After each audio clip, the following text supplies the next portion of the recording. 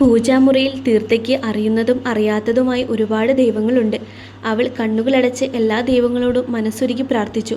അത്രമേൽ പ്രതീക്ഷയോടെ അവൾ പുതിയൊരു ജീവിതം സ്വപ്നം കണ്ടു. ഓപ്പോളെ, നമ്മളിനി ഇവിടെയാണോ താമസിക്കാൻ പോണത്? ആ വലിയ അകത്തളത്തിലൂടെ അമ്പരപ്പോടെ അതിലേറെ അത്ഭുതത്തോടെ കണ്ണുകളോടിച്ച് ശിവ ചോദിച്ചു. അതേലോ, ശിവൂട്ടിക്ക് ഇഷ്ടപ്പെട്ടോ? ശിവുവിൻ്റെ നെറ്റിയിലേക്ക് വീണുകിടക്കുന്ന അളകങ്ങൾ ഒതുക്കി വെച്ചുകൊണ്ട് അവൾ കുഞ്ഞിനോട് ചോദിച്ചു. ഇഷ്ടായി, പക്ഷേ ആ കുഞ്ഞിക്കണ്ണുകൾ എന്തോ നിരാശ നിഴലിച്ചു.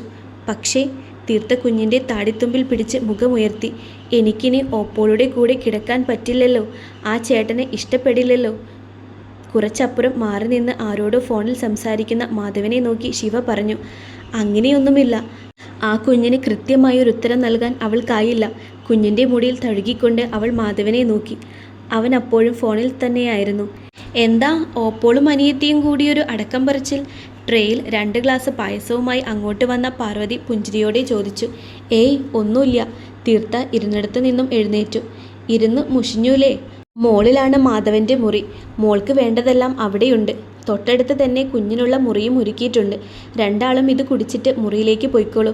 പായസം അവർക്ക് കൊടുത്തുകൊണ്ട് അവർ മാധവൻ്റെ അടുത്തേക്ക് നടന്നു. തനിക്കിനി മുതൽ ഓപ്പയുടെ കൂടെ കിടക്കാൻ പറ്റില്ലെന്ന് അവരുടെ സംസാരത്തിൽ നിന്നും മനസ്സിലാക്കിയ ശിവയുടെ കണ്ണുകൾ നിറഞ്ഞു. അവൾ സങ്കടത്തോടെ ഓപ്പോളെ നോക്കി. തീർത്ഥയ്ക്ക് അവളെ എങ്ങനെയാണ് സമാധാനിപ്പിക്കേണ്ടത് എന്നറിയില്ല. മറ്റുള്ളവരുടെ തീരുമാനങ്ങളിലൂടെയാണ് തങ്ങളിനി ജീവിക്കേണ്ടത് എന്നൊരു തോന്നൽ അവളിലുണ്ടായി.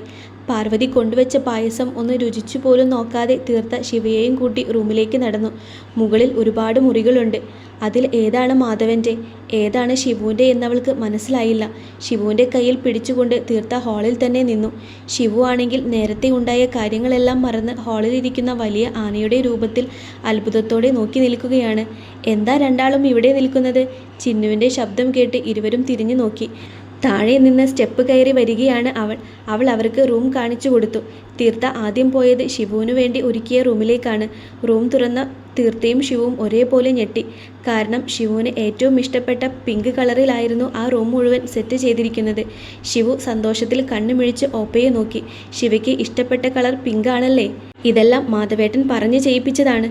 ചിന്നു അത് പറയുമ്പോൾ ശിവുവിൻ്റെ ഇഷ്ടത്തിനെ പറ്റി മാധവനോട് പറഞ്ഞിട്ടുണ്ടോ എന്ന് ഓർത്തു നോക്കുകയായിരുന്നു തീർത്ത. ഓർമ്മയിലൊന്നും അങ്ങനെ ഒരു കാര്യം പറഞ്ഞതായി അവൾ ഓർക്കുന്നുണ്ടായിരുന്നില്ല. ചേച്ചി റെസ്റ്റ് എടുത്തോ, വൈകിട്ട് ചേച്ചിയെ കാണാൻ കുറച്ച് ബന്ധുക്കൾ വരുന്നുണ്ട്. അതും പറഞ്ഞുകൊണ്ട് ചിന്നു തൻ്റെ റൂമിലേക്ക് പോയി. ശിവു ആണെങ്കിൽ റൂമിലെ ഓരോ കാര്യങ്ങളും അത്ഭുതത്തോടെ നോക്കിക്കാണുകയാണ്. ഇന്നേ വരെ കണ്ടിട്ടില്ലാത്ത ആ കാഴ്ചകൾ ആ കുഞ്ഞു മനസ്സിൽ അത്ഭുതവും അതിലേറെ ആകാംക്ഷയും സൃഷ്ടിച്ചു. മതി, പിന്നെ നോക്കാം. വന്ന് ഡ്രസ്സ് മാറാൻ നോക്ക്. സ്റ്റഡി ടേബിളിന് മുകളിലിരിക്കുന്ന കളർ ബുക്സ് ആകാംക്ഷയിൽ മറിച്ചു നോക്കുകയായിരുന്ന ശിവയെ നിർബന്ധിച്ചപ്പോൾ ഉടുപ്പ് മാറ്റിച്ചു. മാധവ് വാങ്ങി വെച്ചിരുന്നതിൽ നിന്നും ഫ്ലോറൽ പ്രിൻസ് ഉള്ളൊരു നൈറ്റ് ഡ്രസ്സാണ് തീർത്ത അവളെ ഇടിയിച്ചത്. ഇവിടെ ഇരുന്നു വരച്ചോ, ഓപ്പ പോയി ഡ്രസ്സ് മാറിയിട്ട് വരാം. എങ്ങും പോവല്ലേ? കുഞ്ഞിനെ സ്റ്റഡി ടേബിളിൽ ഇരുത്തിക്കൊണ്ട് അവൾ മാധവൻ്റെ റൂമിലേക്ക് പോയി. കുഞ്ഞിനെ ഒറ്റയ്ക്ക് അവിടെ ഇരുത്താൻ അവൾക്ക് മടി തോന്നിയെങ്കിലും കളർ ബുക്സ് കണ്ട സന്തോഷത്തിൽ അവിടെ ഇരുന്നോളാമെന്ന് ശിവ പറഞ്ഞതുകൊണ്ട് മാത്രമാണ് അവൾ കുഞ്ഞിനെ അവിടെ ഒറ്റയ്ക്കാക്കിയത്. ഓരോന്ന് ആലോചിച്ചുകൊണ്ട് അവൾ ചാരിക്കിടന്ന വാതിൽ തള്ളി തുറന്നതും വാർഡ്രോബിൽ എന്തോ തിരയുകയായിരുന്ന മാധവ് ഒന്ന് ഞെട്ടി തിരിഞ്ഞു നോക്കി. സോറി. റൂമിനകത്ത് അവനെ കണ്ടപ്പോൾ ജാള്യതയോടെ അവൾ പറഞ്ഞു. സോറിയോ? എന്തിന്? മാധവ് ചോദ്യഭാവത്തിൽ അവളെ നോക്കി. അതിന് തീർത്തയ്ക്ക് ഉത്തരമുണ്ടായില്ല. അവൾ തല താഴ്ത്തി പിടിച്ചു നിന്നു. ശിവ എവിടെ? വാർഡ്രോബിൽ നിന്നും ഒരു ട്രാക്ക് പാൻറ് വലിച്ചെടുത്തുകൊണ്ട് അവൻ ചോദിച്ചു. ആ റൂമിലുണ്ട്, അവൾ പറഞ്ഞു. ആൾക്ക് ഇഷ്ടായോ റൂമൊക്കെ? കല്യാണത്തിന് ഇട്ടിരുന്ന ഷർട്ടിൻ്റെ ബട്ടൺ അഴിക്കുന്നതിനിടയിൽ അവൻ ചോദിച്ചു. തീർത്ത തലയാട്ടി. അത്രയും വലിയ റൂമിൽ ഇതാദ്യമായാണ്. അതിൻ്റെ അങ്കലാപ്പിൽ അവൾ ചുറ്റും കണ്ണോടിച്ചു. എല്ലാത്തിനും കൃത്യമായ സ്ഥാനമുണ്ടെന്ന് അവൻ ഷർട്ട് ഊരി ലോണ്ടറി ബോക്സിലിടുന്നത് കണ്ടപ്പോൾ അവൾക്ക് തോന്നി. തനിക്ക് വേണ്ടതൊക്കെ ആ സൈഡിലുണ്ട്. ഫ്രഷ് ആവണമെങ്കിൽ ആയിക്കോളൂ. അതും പറഞ്ഞുകൊണ്ട് അവൻ മുണ്ട് മാറ്റാതെ ട്രാക്ക് പാൻറ്റുമായി റൂമിന് പുറത്തേക്ക് പോയി. റൂമിൽ ഒറ്റയ്ക്കായപ്പോഴാണ് തീർത്ത ഒന്ന് ശ്വാസം വിട്ടത്. മാധവ് അരികിൽ നിൽക്കുമ്പോൾ അവൾ ശ്വാസം അടക്കി പിടിച്ചാണ് നിന്നത്. ഇനി ഇതാണ് തൻ്റെ മുറി. ചുറ്റും കണ്ണോടിച്ചുകൊണ്ട് അവൾ ബെഡിലേക്കിരുന്നു. പതുപതുത്ത ആ ബെഡിലിരുന്നപ്പോൾ ചകിരി പൊങ്ങി ദേഹം ഉരയാറുള്ള ആ പഴയ ബെഡിനെ പറ്റി അവൾ ഓർത്തു. എല്ലാം ഒരു സ്വപ്നം പോലെ. അല്ലെങ്കിൽ കമ്പനി MD വീട്ടിൽ തന്നെ തനിക്കിങ്ങനെ വന്നിരിക്കാൻ കഴിയുമോ? അതും സാധാരണ സ്ത്രീധനം അങ്ങോട്ട് കൊടുക്കുന്നതിന് പകരം പൈസ ഇങ്ങോട്ട് കിട്ടിയിട്ടുള്ള കല്യാണം. അവൾ മെല്ലെ ഒന്ന് പുഞ്ചിരിച്ചുകൊണ്ട് ബെഡിൽ തഴുകി. പട്ടുപോലെ മൃദുലം. ആ ബെഡിനേക്കാൾ അരം തൻ്റെ കൈക്കാണെന്ന് അവൾക്ക് തോന്നി. ഇന്നലെ രാത്രി മുതലുള്ള ക്ഷീണത്താൽ അവൾ കുറച്ചു നേരം ഒന്ന് കിടന്നു. പിന്നെ ശിവു ഒറ്റക്കാണെന്ന് ഓർത്തപ്പോൾ മടിയോടെയാണെങ്കിലും ബെഡിൽ നിന്ന് എഴുന്നേറ്റ് വാർഡ്രോബിനരികിലേക്ക് നടന്നു. അതിൽ അവൾക്ക് വേണ്ട എല്ലാ സാധനങ്ങളുമുണ്ട്. വീട്ടിലിടുന്നതും പുറത്തിടുന്നതും മേക്കപ്പ് സാധനങ്ങളും ഇന്നേഴ്സ്, ഓർണമെൻറ്റ്സ്, അങ്ങനെ അവൾക്ക് ആവശ്യമുള്ള എല്ലാ സാധനങ്ങളും അതിൽ വാങ്ങി വെച്ചിട്ടുണ്ട്. തീർത്ത അതിൽ നിന്നും പച്ച കളർ കരയുള്ള മുണ്ടും നേരിയതും അതിനെ ചേർന്ന പച്ചക്കൽ പതിച്ച ഒരു ബ്ലൗസും എടുത്തു. പിന്നെ ദേഹത്ത് കിടന്ന ആഭരണങ്ങൾ ഓരോന്നോരോന്നായി അഴിച്ചു വെക്കാൻ തുടങ്ങി. മഞ്ഞച്ചരടിൽ കോർത്ത താലിയിൽ പിടിച്ചുകൊണ്ട് അവൾ കണ്ണാടി തൻ്റെ പ്രതിരൂപം നോക്കി. ഇനി മുതൽ താൻ ഭാര്യയാണ്, മാധവിൻ്റെ ഭാര്യ. ചെറുനാണത്തോടെ അവൾ മനസ്സിലോർത്തു. അതിനൊപ്പം നേരിയ സങ്കോചവും തോന്നി. ഒന്നു നെടുവീർപ്പിട്ടുകൊണ്ട് അവൾ കുളിക്കാനായി കയറി. നമ്മുടെ തൃശ്ശൂരുള്ള വാസുദേവൻ്റെ മോൻ, നമ്മുടെ മാധവൻ്റെ വാലിൽ കെട്ടാൻ കൊള്ളൂല്ല. പേരിനൊരു സർക്കാർ ജോലിയുണ്ട്. എന്നിട്ട് അവന് കിട്ടിയതോ ലക്ഷ്മി ദേവിയെ പോലൊരു പെണ്ണും 100 പവനും 25 ലക്ഷം രൂപയും. ദോഷമുണ്ടെങ്കിൽ എന്തെങ്കിലും പരിഹാരമുണ്ടാകും. അല്ലാതെ ഇങ്ങനെ ധർമ്മക്കെട്ട് നടത്തുകയാണോ വേണ്ടത്? പോരാത്തതിന് ഒരു പീക്കിരി പെങ്കച്ചും കൂടെ. നാട്ടിലെവിടെയെങ്കിലും നടക്കുന്ന കാര്യമാണോ ഇത്? അംബികയുടെ നിർത്താതെയുള്ള ഈ പറച്ചിൽ പാർവതി അത്ര തൃപ്തിയല്ലെങ്കിലും ചിരിയോടെയാണ് കേട്ടു നിൽക്കുന്നത്. മഹേശ്വരൻ്റെ ചേട്ടൻ്റെ ഭാര്യയാണ് അംബിക. താഴേക്കിറങ്ങി വരുന്ന തീർത്ഥയെ കണ്ട് അംബിക സംസാരം നിർത്തി. അവളെ മൊത്തത്തിൽ ഒന്ന് നോക്കി. പച്ച കളർ കരയുള്ള മുണ്ടും നേരിയതിലും അവൾ അതീവ സുന്ദരിയായിരുന്നു. ഇതെന്താ പെണ്ണ് സ്വർണമെല്ലാം അഴിച്ചു വെച്ചിരിക്കുന്നത്? അംബിക പതിഞ്ഞ ശബ്ദത്തിൽ പാർവതിയോട് ചോദിച്ചു. പക്ഷേ തീർത്ഥ അടുത്തേക്ക് വന്നതും അവർ ഉള്ളിലെ അനിഷ്ടം പുറത്തേക്ക് പ്രകടിപ്പിക്കാതെ അവളെ നോക്കി വെളുക്കെ ചിരിച്ചു.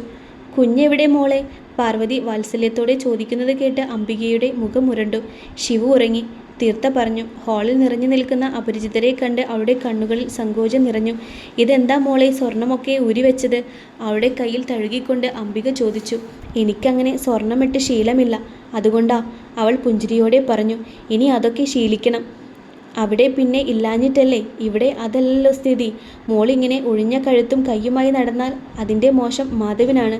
മോൾക്കറിയോ, അവനെ വലിയ വലിയ തറവാടുകളിൽ നിന്നും ആലോചനകൾ വന്നതാണ്. പക്ഷേ എന്ത് ചെയ്യാം, അവൻ്റെ ജാതകത്തിലെ ദോഷം. ഇവിടെ ആർക്കും വലിയ താല്പര്യമൊന്നും ഉണ്ടായിട്ടല്ല. പിന്നെ അവൻ നിർബന്ധം പിടിച്ചാൽ എന്ത് ചെയ്യാൻ പറ്റും? അതുകൊണ്ട് മോൾ ഇങ്ങനെ ഇല്ലായ്മ കാണിച്ച് അവനെ മറ്റുള്ളവരുടെ മുൻപിൽ നാണം കെടുത്തരുത്. അവരുടെ മുഖത്തെ ചിരി അപ്പോഴും മാഞ്ഞിരുന്നില്ല.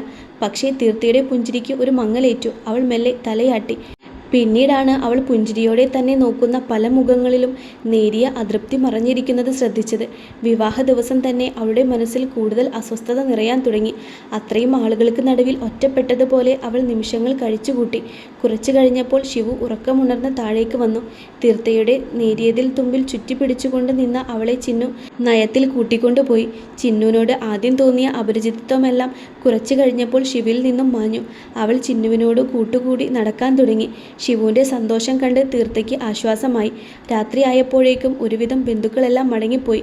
കളിച്ചു നടന്നതിൻ്റെ ക്ഷീണത്തിൽ ശിവു ചിന്നുവിനോടൊപ്പം ഉറക്കം പിടിച്ചു. ശിവുവിനെ ചിന്നുവിനോടൊപ്പം കിടത്താൻ തീർത്ഥയ്ക്ക് ഒട്ടും താല്പര്യമില്ലെങ്കിലും ചിന്നു നന്നായി അവളെ നോക്കിക്കോളും എന്നുള്ള ജാനകിയുടെ ഉറപ്പിന്മേൽ ശിവുവിൻ്റെ നെറ്റിയിൽ അമർത്തി ചുംബിച്ചുകൊണ്ട് അവൾ ആ റൂമിൽ നിന്നും തിരികെ പോന്നു.